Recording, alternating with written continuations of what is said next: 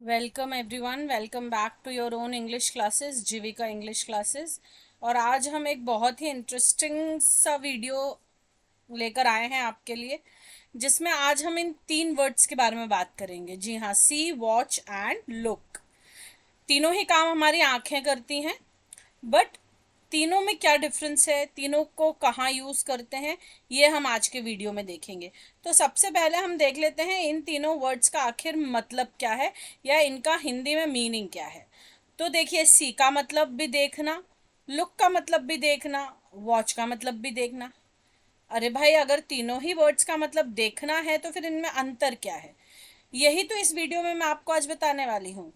इन तीनों वर्ड्स के Hindi meaning same होने के बाद भी इन तीनों वर्ड्स में आखिर क्या डिफरेंस है। जब हम इन तीन वर्ड्स को इंग्लिश में यूज़ करते हैं तो क्या डिफरेंस आता है और कैसे यूज़ करते हैं, आइए चलिए देखते हैं।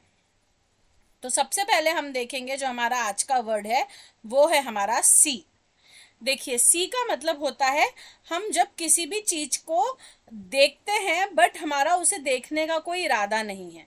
देखिए, इंग्लिश में अगर हम इसकी मीनिंग की बात करें तो see means to perceive something using your eyes, it is not done intentionally. मतलब वो आपकी आंखों के सामने है, आपको दिख रहा है, आप उसे देखने की जानबूझकर कोशिश नहीं कर रहे हैं, या आप किसी इरादे से उसे नहीं देख रहे हैं। आपकी आंख के सामने चीज है तो आपको दिखेगी ही। तो एक बहुत नेचुरल प्रोसेस है, बहुत ऑर्गेनिक प्रोसेस है। इसे हम किसी इरादे से या जानबूझ के नहीं करते। You see something without the intention of seeing it. आप किसी चीज को देख रहे हैं क्योंकि वो आपकी आंखों के सामने है, आप उसे अनदेखा या नजरअंदाज नहीं कर सकते। है ना, किसी चीज को देखना क्योंकि वो चीज आपकी नजरों के सामने है, आपका उसे देखने का कोई इरादा नहीं है, आप कुछ सोच समझ के उसे नहीं देख रहे हैं। चलिए देखते हैं इसके examples. I saw your brother at the coffee shop. मैंने तुम्हारे भाई को कॉफी शॉप में देखा। मतलब वो अचानक से दिख गया, वो नजरों के सामने आया और दिख गया। मैं उसे ढूंढ नहीं रही थी या उसे जानबूझ के देखा नहीं गया।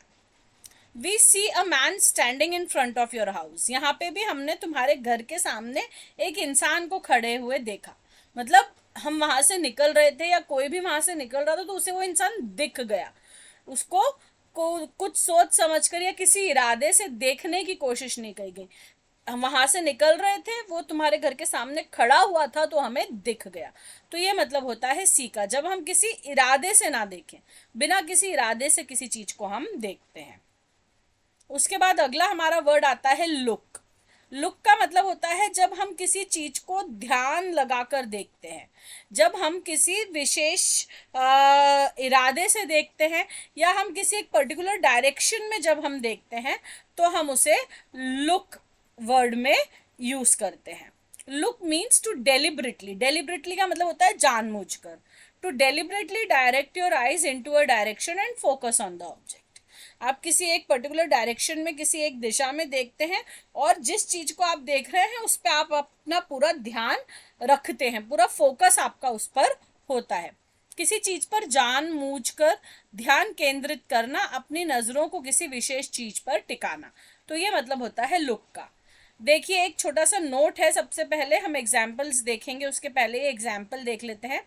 Note is followed by the preposition at. ठीक है, तो इस नोट को आप ध्यान रखिएगा कि लुक के बाद हमेशा एट लगता है ना, हम इस प्रिपोजिशन को यूज करते हैं। लुक के बाद हमेशा एट आता है। अब एग्जाम्पल्स देखते हैं। Look at this phone, this is amazing. तो आपको एक फोन दिखाया जा रहा है, फोन दिखाने वाला चाहता है कि आपका पूरा ध्यान उस फोन पर रहे, क्योंकि वो फोन बहुत अमेजिंग है, बहुत अच्छा है। I looked at him and started crying. मैंने उसकी तरफ देखा या मैंने उसको देखा और मैं रोने लगा या मैं रोने लगी। तो मतलब मैंने बहुत सोच समझ के उसकी तरफ देखा। मैं पहले से जानती थी कि मुझे उसकी तरफ देखना है, या मेरा इरादा था उसकी तरफ देखने का। He is looking at you, वह तुम्हें देख रहा है।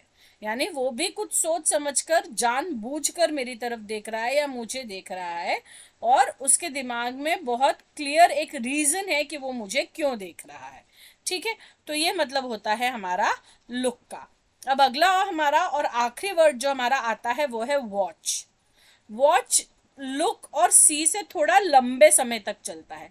जब हम किसी चीज को लंबे समय तक देखते हैं और पूरे ध्यान से देखते हैं, और जनरली क्या होता है, हम किसी ऐसी चीज को देख रहे होते हैं जिसमें कोई ना कोई बदलाव आ रहा है, क्योंकि अगर हम एक लंबे समय तक देख रहे हैं तो उसमें कुछ ना कुछ बदलाव आएगा, या हम कोई बदलाव नहीं भी आ रहा है, पर किसी चीज को जब हम बहुत लंबे समय तक देखते हैं तो हम उसे वॉच कहते हैं। बहुत ध्यान से जब हम किसी चीज को ऑब्जर्व करते हैं तो हम उसे वॉच कहते हैं। Watch means to look at something for a period of time and observe it carefully.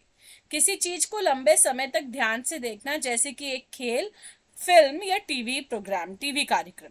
तो इन सब चीजों को क्या होता है, हम लंबे समय तक देखते हैं। ठीक है, तो इसीलिए हम वहां पर यूज करते हैं वॉच। एग्जाम्पल्स देख लीजिए। He is watching a video, वो एक वीडियो देख रहा है। वीडियो थोड़ा एक समय का होता है, एक मिनट का हो सकता है, 40 सेकंड का हो सकता है, ऐसे एक पर्टिकुलर टाइम पीरियड होता है। I can't watch you beat her, मैं तुम्हें उसे बीट करते हुए नहीं देख सकता। मतलब वो प्रोसेस एक थोड़े समय तक चलेगा, एक टाइम पीरियड तक चलेगा। Let's watch this match together, चलो इस मैच को साथ में देखते हैं। अब वो मैच ऑब्वियसली एक पर्टिकुलर टाइम तक चलेगा, उसका भी एक टाइम पीरियड होगा।